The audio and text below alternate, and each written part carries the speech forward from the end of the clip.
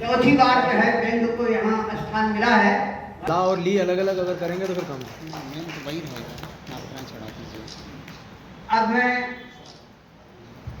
अनुराधा जी से आग्रह करूंगा कि वो रणविजय राव जी का स्वागत सम्मान करें।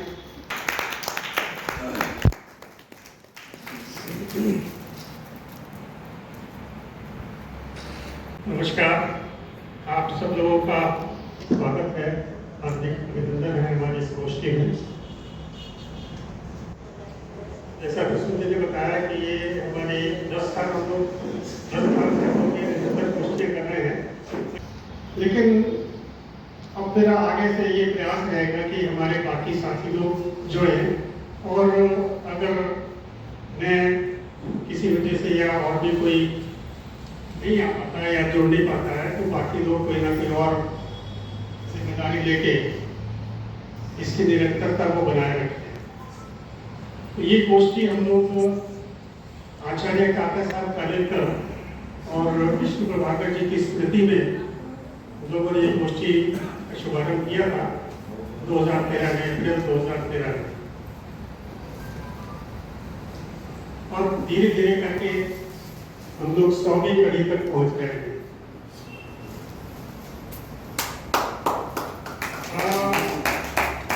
अप्रैल में हमें 10 साल पूरे किए। 10 साल पूरे करने में थोड़ा बहुत हम लोगों ने यहाँ एक विशेष कार्यक्रम रखा था, लेकिन 100वीं गोष्ठी का हम लोग चाहते हैं कि अच्छा बड़ा कार्यक्रम हम लोग रखें, जिसमें अब तक जितने लोग हमारे साथ आ चुके हैं, जितने अतिथि अब तक हम लोगों के साथ जुड़ चुके हैं, हम कोशिश प्रयास करेंगे कि उन सबको 100वीं गोष्ठी में हम अवश्य बनाएं, ताकि ये अच्छा भव्य समारोह हम लोग यहाँ कर पाए। आज जितनी उपस्थितियाँ दिख रही है, जब हमने शुरुआत की थी उस समय इस तरह की गोष्ठियाँ, नए लेखकों के लिए गोष्ठियाँ बहुत शायद होती नहीं, होती थी तो बहुत कम होती हुई। तो जब नए लोगों को एक बार मंच उपलब्ध हुआ, उस समय ये था कि ये हॉल तो पूरा भरा हुआ था और यहाँ तक लोग बैठे हुए। हमारा मुख्य उद्देश्य ये था कि जो नए लोग हैं, जो स्थापित रचनाकार हैं, साहित्यकार हैं, उन सबको तो कहीं ना कहीं अवसर मिल जाता है, अपनी बात कहने का, सुनने का अवसर मिल ही जाता है। लेकिन जो नए लोग हैं, जो साहित्य के क्षेत्र में पदार्पण कर रहे हैं, शुरुआत कर रहे हैं, उनको भी तो ऐसा मंच मिले कि वो अपनी बात कह सके। ये इसी उद्देश्य से हम लोगों ने शुरू किया था, और मैं समझता हूँ कि इसमें हम लोग काफ़ी कुछ सफल भी रहे।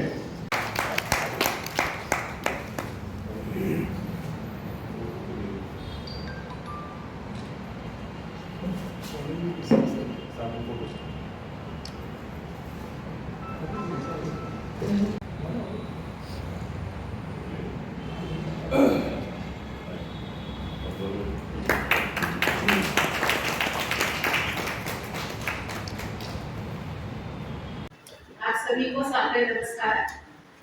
आज ललित कथा की एक नृत्य प्रस्तुत करेंगे आपके सामने, जिसका शीर्षक है तरकारी का टुकड़ा। बचपन से शौक था कलम घिसने का, जो समय के साथ परवान चढ़ता गया। सांझा संकलन में छपकर संतोष ना हुआ, सोचा भैया खुद की किताब तो होनी चाहिए लाइट में छाने के लिए। साहित्यिक मित्र को मन की बात बताई तो बोला, छपास रोग से दूर हो, बड़ी भयानक बीमारी है, एक बार लग जाए तो पीछा नहीं छोड़ती। मित्र की बात सीता हृदय पर हथौड़े सी पड़ी और भोला वाला हृदय चकनाचूर हो गया। कहना चाहती हूँ कि मेरी मातृभाषा सिंहनी है, तो जब मैं हिंदी बोलती हूँ तो मुझसे गलतियाँ हो जाती है, इसके लिए माफ़ी मांगती हूँ। सबसे पहले तो सर ने बताया कि आप कुछ कहे, तो मैंने सोचा एक श्रीलंका के समकालीन कवि है, उसका नाम है शशि संदीप। उन्होंने एक कविता लिखा, मैंने हिंदी में अनुवाद किया। मैं वही कविता अभी प्रस्तुत कर रही हूँ। आप लोगों को पता है भगवान एक राजा था, तो छोड़कर उन्होंने गए थे।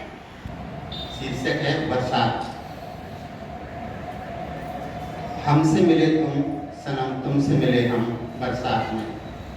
गाती हुई बेटी किचन से बाहर आई और पूछने लगी कि पापा बरसात कब आएगी? बरसात में भीगना बहुत अच्छा लगता है। और फिर किचन में चली गई नाश्ता तैयार करने। मैं कुछ नहीं बोला था कि अनायास ही। बहुत छोटा सा घर था, मिट्टी की दीवारें थी, 4 महीने बरसात का प्रकोप रहता था। हमारा आधुनिक समय समाज और विश्व के सबसे बड़े लोकतंत्र का महल जिम्मेदारियों की बुनियाद पर टिका है और इस बुनियाद की जड़ में है मीडिया, जो कि चौथा स्तंभ है कार्यपालिका, न्यायपालिका और व्यवस्थापिका के अलावा। रोड़ी, सीमेंट, ईंट, पत्थर, गारा के रूप में है यहाँ के नागरिक और कर्मचारी। इनमें कुछ तो अकुलाहट के मारे गिड़गिड़ा रहे हैं, बिनिया रहे हैं और कुछ गधे की तरह रेंग भी रहे हैं। और राम खिलावन इन सबसे बिल्कुल अलग है। उधर देखेंगे सुगंध इधर देख। हाँ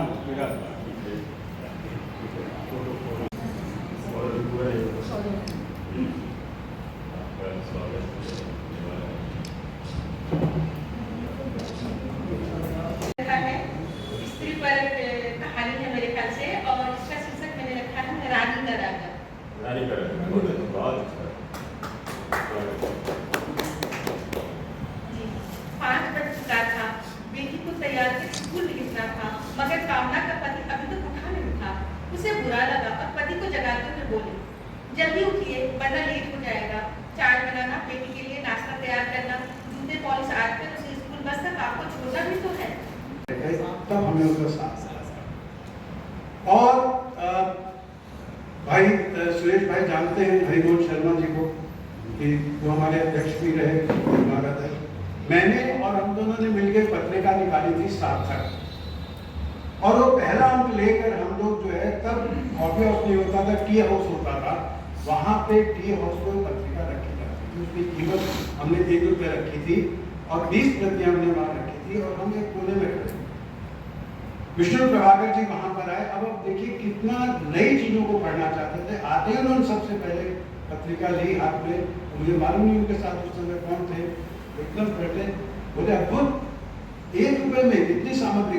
महिलाओं में बताएंगे तो आप सिर्फ सूर्यबाला बताएंगे, उसके बाद अटक जाएंगे। जब शुरू की जो है कहेंगे, इसको लेकर मैंने जो है चुनौती मांगी और मैंने हिंदी व्यंग में नारीश्वर इस करके 2 अंक निकाले। आप मानेंगे ऐसी कम से कम 35 महिला व्यंग लेखिकाएं हैं जो जिनके व्यंग संकलन हैं।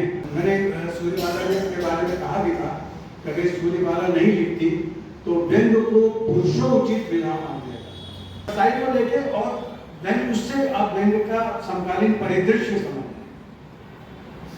हमारे लिए बहुत है कि आप व्यक्ति को देवता बनाने का, मतलब साहित्यकार हो, रचनाकार हो, जो भगवान होते हैं, भगवान खुद नहीं होते हैं, उनके पत्नी को भगवान होते हैं, उनको जो है इस तरह का। ऐसे ही व्यंग में परसाई के साथ हुआ कि उनको व्यंग की धार्मिक पुस्तक बनाई। व्यंग वस्तुता है क्या? पहला, व्यंग के बारे में आपको सीखना है। आप सिर्फ सिखाने के लिए नहीं, सीखना है। और इसलिए परसाई से ही मैं मानता हूँ से सर्वप्रथम सीखा। तीसरा उनकी एक बहुत बड़ी बात थी कि युवा को अपना साथी समझो। युवा को वो लोग, जैसे मैंने उनसे यही उसी अंक में सार्थक में छपा था, उनसे किया था, तो मैंने उनसे कहा कि सर आपने तो बहुत कुछ लिख दिया, हम क्या लिखते हैं? तो तब उन्होंने एक बात कही थी, नहीं प्रेम, जो हमने जो लिख दिया है वो हमने अपने समय को लिखा। दूसरा, अपने को श्रद्धेय होने से बचाओ। सबसे बड़ा खतरा व्यक्ति का श्रद्धेय बनने से होता है, जब लोग पाँव छूते हैं। तीसरा, इसके बाद व्यंग को हथियार है, पर इसको वंचितों के विरुद्ध कभी प्रयोग नहीं करना।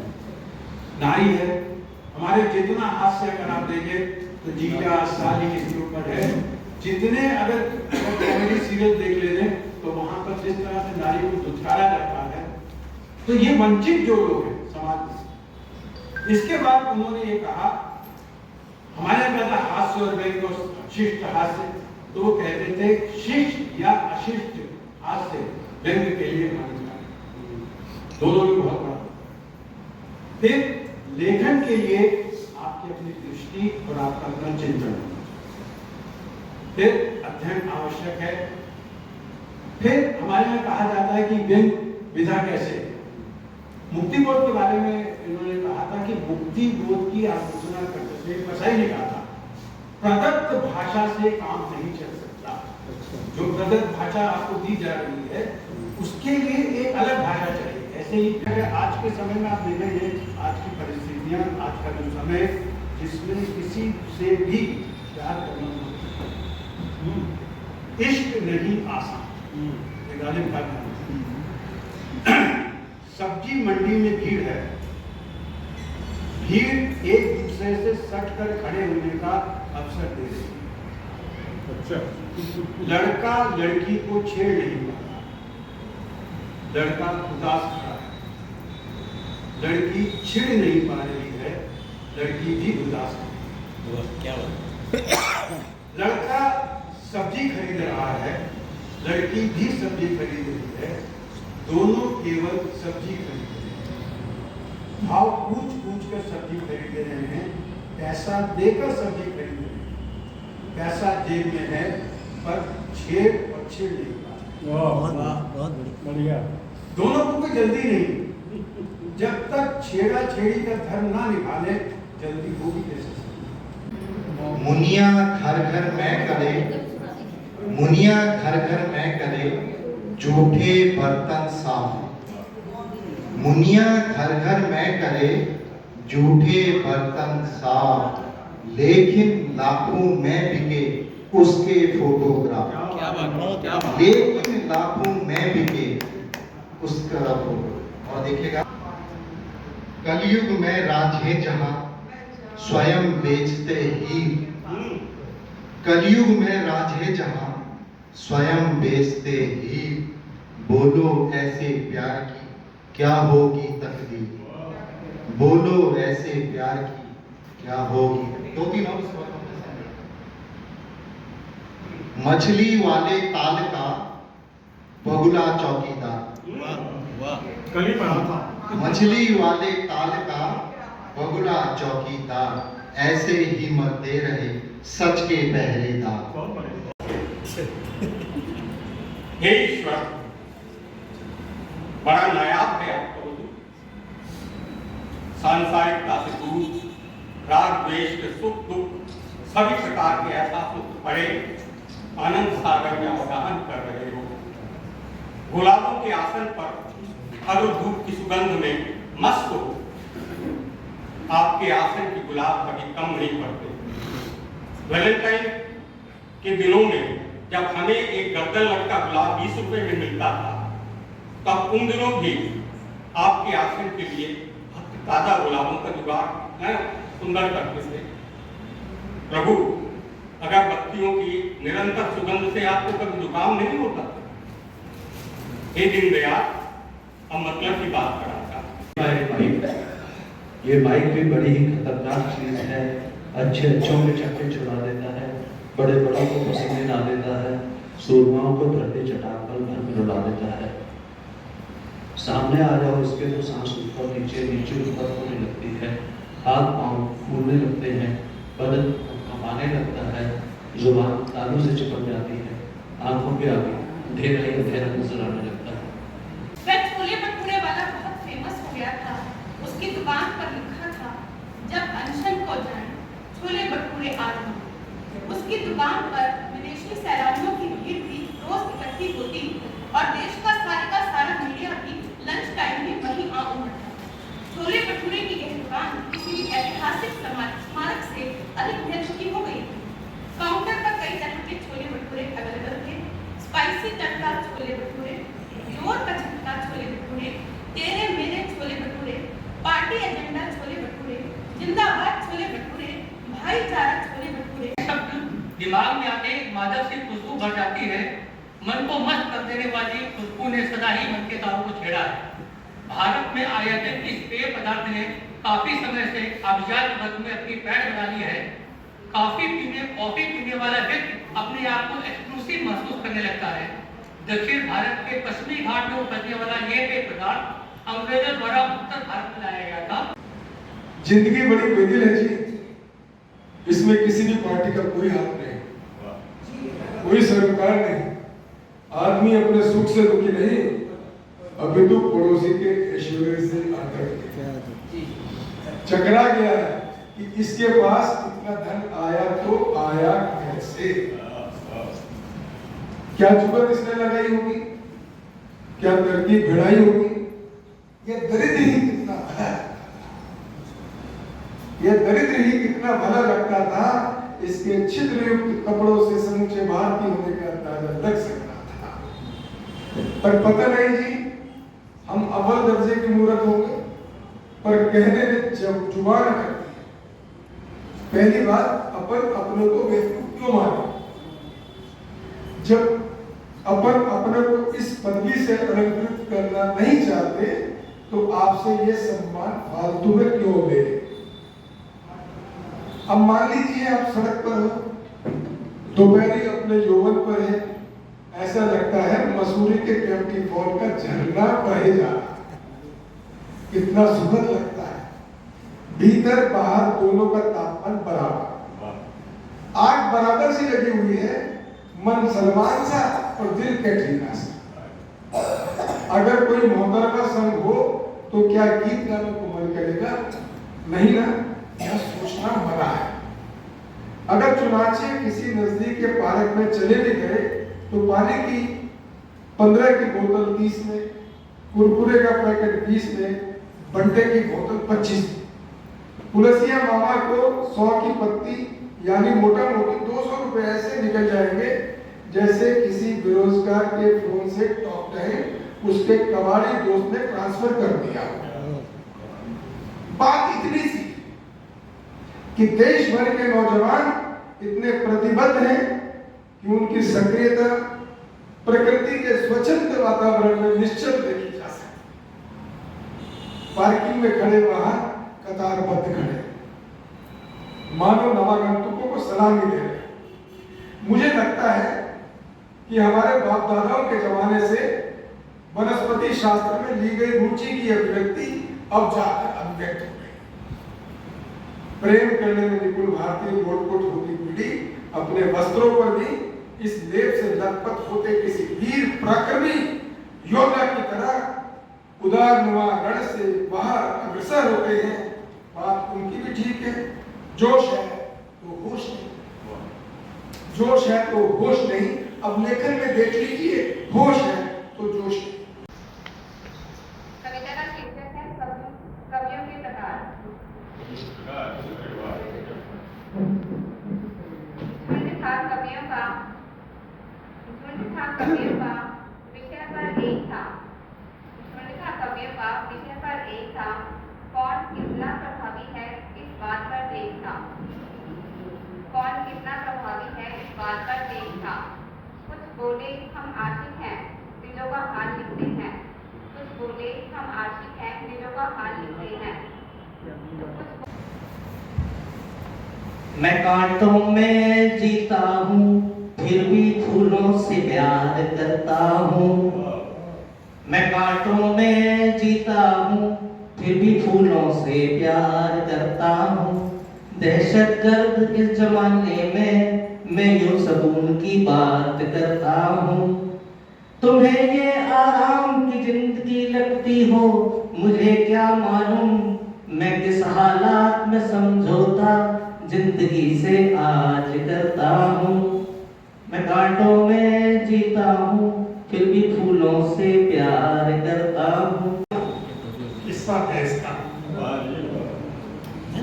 एक गांव है चौड़ा जुगेरा, उसके बीचों बीच एक जोड़ है। जोड़ के पूर्व पश्चिम में बड़े बड़े खेत हैं और उत्तर दक्षिण में छोटे छोटे खेत हैं। पूर्व की तरफ का खेत कद्दू का है और पश्चिम का खेत बंधु का। उत्तर दक्षिण में नंदू और चंदू के खेत है। एक दिन कद्दू ने शुरू बचाया कि भैंस चोरी हो गई, तो एक बच्चा फिर शांति हो गई। तीसरे दिन मंदू ने शुरू बचाया भैंस चोरी हो गई। शोर मचा और फिर शांति हो गई। यह शांति ज़्यादा नहीं चल पाई। अब थोड़ा थोड़ा देर बाद शोर मचता, भैंस चोरी हो गई, कभी कल्लू की तरफ से तो कभी कुल्लू की तरफ से। अब ये बार बार होने लगा, बात बढ़ने लगी। गांव के सयानों ने कान खड़े लिए, गांव के सयानों के कान खड़े हो गए। उन्होंने खोजबीन शुरू करी कि ये क्या बात। सयानों की खोजबीन करने पर पता चला कि चौहड़ काफी बड़ा है, भैंस एक ही है। जब भैंस चौहड़ के बीच में होती है तो सन्नाटा फंसा रहता है। जी को साधुवाद देता हूँ इस कार्यक्रम को आयोजित करने के लिए, और खासतौर से ये मंच है नए नवोदित रचनाकारों के लिए एक अवसर प्रदान करता है। और ये विष्णु प्रभाकर, आदरणीय विष्णु प्रभाकर जी की परंपरा में उनके नाम फाउंडेशन के नाम से है, जिनको पढ़ पढ़ के हमने हिंदी को लेखन को सीखा है, उनको मेरा नमन है। और यहाँ इतने आप लोगों ने बताया इतने प्रतिष्ठित साहित्यकार आए हैं, तो उनको भी नमन करते हुए अपनी बात कहता हूँ। तो सबसे पहले मेरा सुझाव है एक तो ये कि ये वाला जो आपका तरीका है ना कि पहले श्रोता वर्ग से प्रश्नपात होगा, बाद में मंच से होगा, इसको उलट दीजिए। पहले आप मंच से कराएं और बाद में श्रोताओं से कराएं, तो श्रोता बैठे रहेंगे सुनाने के बाद भी, वरना वो सुना के चलते रहे। और जो आप थोड़ा कौन है यहाँ पर जो रजिस्टर नोट करता है, किसने आते हैं तो याद नहीं, आप नोट कर लीजिए कि कौन चला जाता है, तो जो चला जाता है उसको सबसे आगे में उससे सुनाइए। बहुत अच्छी रचनाएं बनी गई है यहाँ पर, और बहुत नए लोग लेखकों से भी सुना। असल में ये बात ध्यान रखने वाली है कि अगर श्रोता ये कहने लगे कि भाई और कितना सुनाएगा, तो सुनाना बंद कर देते। हमेशा ये रहना चाहिए कि और सुनाओ और सुनाओ। और उसके लिए जरूरी है कि जब आप आए यहाँ पर तो कोई भी आए तो वो छोटी रचना सुनानी चाहिए, क्योंकि बड़ी रचना सुनाने के लिए, बड़ी रचना पढ़ने के लिए होती है, और रचना पाठ जो होता है वो अलग अलग तरह की कला है। उसमें नाटकीयता है, अभिनयता है, उसमें कहने का ढंग है, आपकी आवाज है, उसका उतार चढ़ाव है, और आपको कभी कभी एक दो बात दोहरानी भी पड़ती है। तो जितने भी मान लीजिए आप जैसे सुनाई, अगर ये अपनी पूरी रचना सुनाने तो 3 गुना होती है, इसलिए उन्होंने ध्यान से चुना है। तो जितनी रचना आप सुनाना चाहते हैं उसको आधा कर दें, और उसके बाद आनंद ले के सुनाएं और लोगों को आनंद दें। अब ये जितना कहना आसान है, मैं देखता हूँ कि मैं उस पर खरा उतर पाता हूँ कि ये कितना ही मुझे कहना था। और अब मैं आपको एक रचना आपकी सुनाना चाहता हूँ।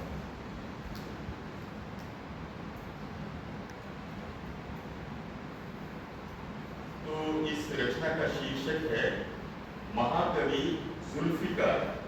जुल्फिकार तो थे कैसे, तो कैसे महाकवि जुल्फिकार थे। महाकवि की जुल्फें बहुत लहरदार और घुंघराली और काली और बड़ी बड़ी थी, जिन्हें वे बहुत संभाल कर रखा करते थे, क्योंकि उन्हें मालूम था कि यही एक चीज उनके पास है जिस पर सुंदर नारियां फिदा होती। जब वे अदा के साथ अपने जुल्फों को झटकते थे तो झटकने वाली दिशा में सुंदरियों के दिल पर छप्पर चोटियां जल जाती थी। और जब वे माथे पर आई अपनी जुल्फों को अपने हाथ से ऊपर करते थे, जो वे अक्सर करते ही रहते थे, तो उस तरफ की सुंदरियां फिदा हो जाती थी, मर मिटती थी। कुल मिलाकर कहा जा सकता है कि उनकी जुल्फों पर जितनी सुंदरियां मरती थी, उनकी जुल्फों पर ज्यादा सुंदरियां मरती थी बनिस्बत उनकी कविताओं। तो कुदरत की इस नायाब देन को भला कोई क्यों न संभाल कर रखेगा। कोई ऐसी देन के लिए मंदिर की शरण लेता है, कोई कहता है धर्म निरपेक्षता का ध्यान रखा जाए, कोई आदिवासियों को जगाता है, कोई धरना सेठ के जहाज में यात्रा करता है, तो इसी तरह से महाकवि भी अपने जुल्फों का बहुत ख्याल रखते थे और वे तरह तरह के शैम्पू, तेल, विटामिन, टोटके, जड़ी बूटियां आदि खरीद कर अपनी जुल्फों को और भी शानदार बनाए रखते थे। इन सारी चीजों में उनका काफी पैसा और समय खर्च होता था। इधर उनके बाल कुछ सफेद भी होने लगे थे, इसलिए उन्होंने कुदरती शेड वाले विदेशी कलर के पैकेट खरीदने शुरू कर दिए थे और वे उनका भरपूर इस्तेमाल करके अपने बालों की रंग, चमक, छाल, मात्रा को बनाए रखते। इस काम में वे अपनी श्रीमती जी की भी भरपूर मदद लिया करते थे, जिसके लिए कभी कभी उन्हें बहुत कुछ सुनना भी पड़ता था, जैसे बड़े कन्हैया बड़े घूमते हो गोपियों में वगैरह। इसे वे अपने बालों की खूबसूरती के सुख के लिए बर्दाश्त कर लेते थे, हालांकि वे बर्दाश्त करने के अलावा कुछ और कर भी नहीं सकते। लेकिन इस बार कुछ ऐसा हुआ कि उनकी जुल्फों का सारा जादू नाई की कैंची की भेंट कर गया। वे अपने पसंदीदा हेयर ड्रेसर की दुकान पर बाल कटवाने के लिए जाया करते थे। वह हेयर ड्रेसर नीम के पेड़ के नीचे प्राकृतिक एयर कंडीशनिंग में अपना यूनिसेक्स सैलून चलाया करता था। वहां उसने एक कुर्सी रखी हुई थी जिसका केवल एक हत्था था और एक पैर की जगह ईंटें लगाई गई। इस बार नाई ने न जाने किस नियत में था वो कि उसने महाकवि की सारी जुल्फों पर अपना उसरा फेंक दिया, जैसे हमारे नेता आपके और हमारे पैसे पर किया करते हैं। उसने महाकवि के मना करते करते और उनके देखते देखते उनके बाल इतने छोटे कर दिए कि उन्हें जुल्फे तो क्या तहजीब से बाल भी नहीं कहा जा सकता था। इस पर महाकवि ने नाई को बहुत डांटा और कहा कि उसने उनकी पूरी की पूरी इज्जत खाक को मिला दी, जैसे उनके समीक्षक उनकी किताबों के साथ करें।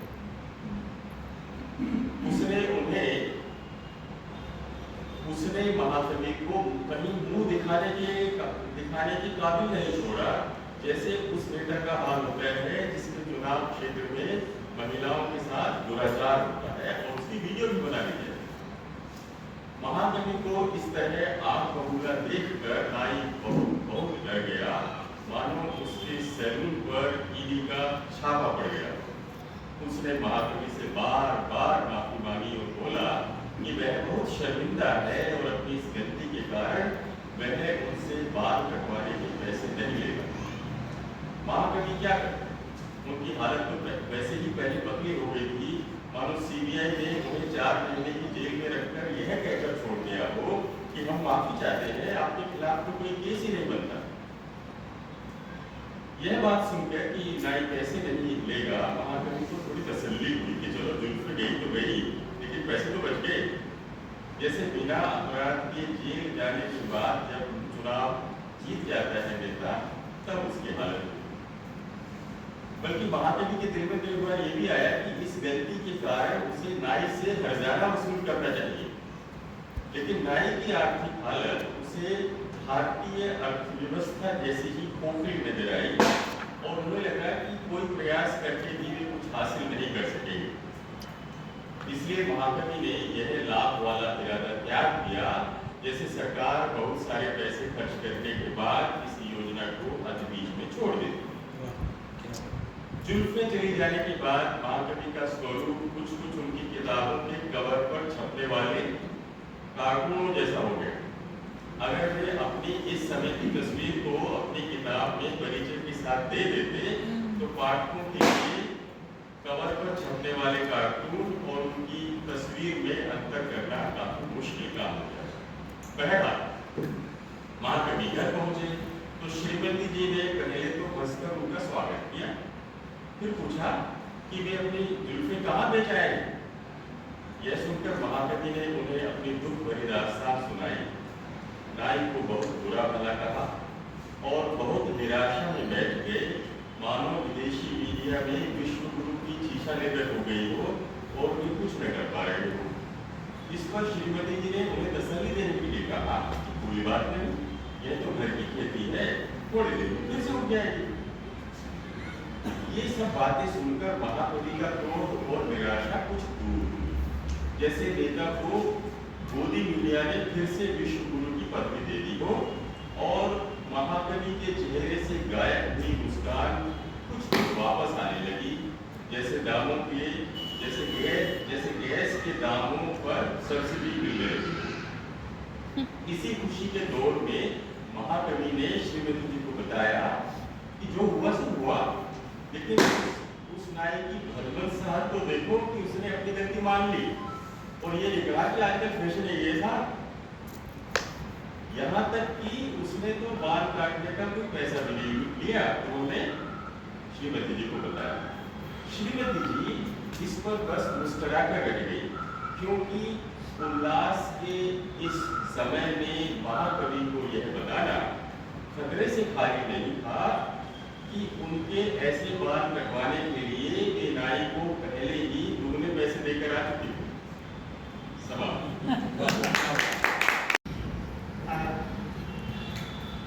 ऐसा होता रहता है। बहुत सारा मार्गदर्शन आपने दिया, किसी के साथ क्या साथ लगाएं।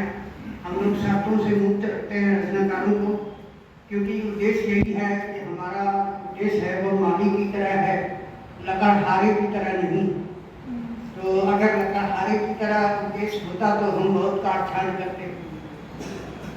तो आप मैं सदानंद जी से आग्रह करता हूँ कि वो धन्यवाद ज्ञापन करें।